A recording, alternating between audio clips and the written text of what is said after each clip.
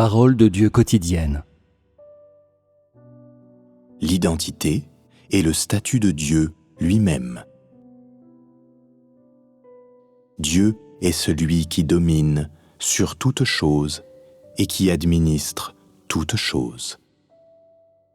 Il a créé tout ce qui existe. Il administre tout ce qui existe. Et il domine aussi sur tout ce qui existe et soutient tout ce qui existe. Cela est le statut de Dieu et l'identité de Dieu. Pour toute chose et tout ce qui existe, la véritable identité de Dieu est le Créateur et le souverain de toute chose. Telle est l'identité que Dieu possède, et il est unique parmi toutes choses. Aucune des créatures de Dieu, parmi les hommes ou dans le monde spirituel, ne peut utiliser des moyens ou des prétextes quelconques pour imiter ou remplacer l'identité de Dieu et son statut, car il est le seul parmi toutes choses qui a cette identité, ce pouvoir, cette autorité et la capacité de dominer sur toute chose. Notre seul et unique Dieu lui-même. Il vit et marche parmi toutes choses. Il peut s'élever jusqu'au sommet le plus haut, au-dessus de toutes choses.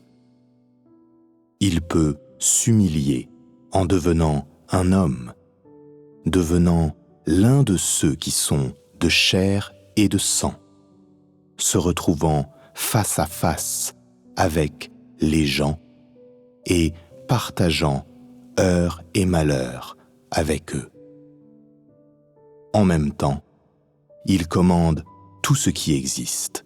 Il décide du sort de tout ce qui existe et aussi la direction du mouvement de tout ce qui existe. De plus, il guide le destin de toute l'humanité et la direction de l'humanité. Un tel Dieu devrait être adoré, obéi et connu par tous les êtres vivants. Et donc, quel que soit le groupe et le type d'homme auquel tu appartiennes, croire en Dieu, suivre Dieu, vénérer Dieu, accepter la souveraineté de Dieu et accepter les arrangements de Dieu pour ton sort sont le seul choix et le choix nécessaire pour toute personne, pour tout être vivant. Dans l'unicité de Dieu, les gens voient que son autorité, son tempérament juste, son essence et les moyens par lesquels il soutient toute chose sont tous uniques. Son unicité détermine la véritable identité de Dieu lui-même et elle détermine son statut.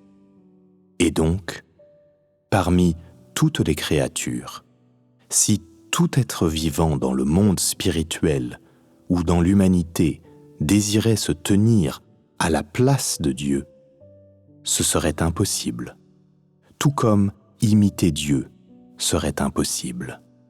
Cela est un fait. Quelles sont les exigences envers l'humanité d'un tel créateur et souverain qui possède l'identité, le pouvoir et le statut de Dieu lui-même?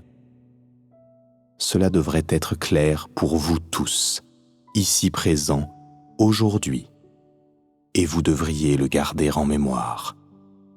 C'est très important pour Dieu et l'homme à la fois.